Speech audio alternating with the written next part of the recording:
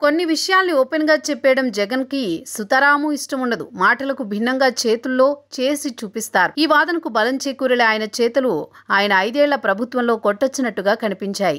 విపక్షంలో ఉన్నప్పుడు జగన్ ప్రభుత్వంలో తమకు ఎదురవుతున్న సవాళ్లకు ప్రతిగా రెడ్ బుక్‌ను తెర మీదకు తీసుకొచ్చాం.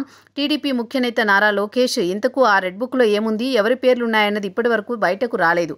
అదే సమయంలో తాము రెడ్ బుక్‌ను మర్చిపోలేదని, రెడ్ బుక్‌లో ఉన్న వారిని వదిలేదీ లేదన్న విషయాన్ని తరచూ లోకేష్ చెప్పడం తెలిసిందే. పలు సందర్భాల్లో టీడీపీ కార్యకర్తలు సైతం రెడ్ బుక్ సంగతి ఏం చేశారంటూ సోషల్ మీడియాలో విరుచుకుపడ్డం తెలిసిందే. ఈ ఒత్తిడి ఎంతో ఎక్కువగా ఉందంటే తాను రెడ్ బుక్ ను మరిచిపోలేదన్న విషయాన్ని లోకేష్ తరచూ చెప్పుకోవాల్సిన పరిస్థితి. అంతలా ఒత్తిడి ఉంది.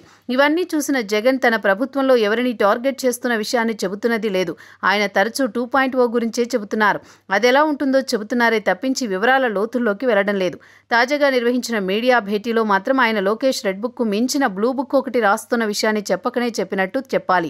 కూటమి ప్రభుత్వంలో తమ పార్టీకి చెందిన నేతల్ని ఎంతలా ఇబ్బంది పెడుతున్నారో, కేసులతో తిప్పలు పెడుతున్నారో విషయాన్ని ఆయన అక్షరం పొల్లుపోకుండా చెప్పడమే దీనికి నిదర్శనం.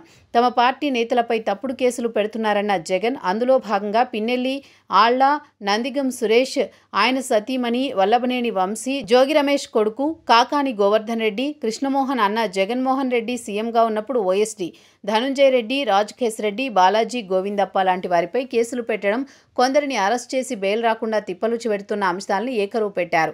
తమ ఎంపీ మిథున్ రెడ్డిని ఎప్పుడెప్పుడు అరెస్ట్ చేయాలని చూస్తున్నారన్న జగన్ పెద్దిరెడ్డిని ఇబ్బంది పెడుతున్నారన్నారు. పేర్ని నాని, ఆయన సతీమణి జయసుధను ఇరికించాలని చూస్తున్నారన్నారు. జగన్ కొడాలి నాని, జోగి రమేష్, సజ్జల రామకృష్ణారెడ్డి, ఆయన కొడుకు వైవి సుబ్బారెడ్డి, ఆయన కొడుకు దేవినేని అవినాష్, తలసిల రఘురాం, అంబటి రాంబాబు, విడుదల రజని, తాటిపర్తి చంద్రశేఖర్, బూచేపల్లి శివప్రసాద్, ఉషత్ చరణ్, తోపుదుర్తి ప్రకాష్, గోరంట్ల మాధవ్, గౌతమ్ రెడ్డి, మేరుగ నాగార్జున, దాడిశెట్టి రాజా ఇలా అందరిపై తప్పుడు కేసులు పెట్టి ఎప్పుడెప్పుడు అరెస్ట్ చేయాలని చూస్తున్నారన్నారు. ఇటీవల సాక్షి జర్నలిస్టు కొమ్మినేని శ్రీనివాసరావు అరెస్టు ఘటనలో ప్రస్తావించిన జగన్ ఆయన బెయిల్ విషయంలో సుప్రీంకోర్టు చేసిన వ్యాఖ్యలు చంద్రబాబుకు చెల్లుమని ఉన్నాయన్నారు. ఈ సందర్భంగా జగన్ చేసిన వ్యాఖ్యలు కీలకమని చెప్పాలి. ఎందుకంటే తన వాళ్లు తనకు సంబంధించి నష్టం కలిగించే వారి వివరాల్ని సేకరించే విషయంలో ఆయన ఎంత స్పష్టంగా ఉన్నారన్న విషయం అర్థమవుతోంది. సాక్షి ఆస్తుల్ని టార్గెట్ చేసి విధ్వంసానికి పాల్పడ్డారంటూ కొన్ని ఫోటోల్ని చూపిస్తూ శ్రీకాకుళం జిల్లాలో టీడీపీ టౌన్ అధ్యక్షుడు మెట్టా శైలజ, శ్రీకాకుళం టీడీపీ ఎమ్మెల్యే గుండు శంకర్ సతీమణి గుండు స్వాతి, మాజీ జడ్పీ చైర్పర్సన్ చౌదరి ధనలక్ష్మి, తెలుగు యువత అధ్యక్షుడు మొండా దాసునాయుడు సాక్షి ఆఫీసుల మీద దాడి చేశారన్నారు.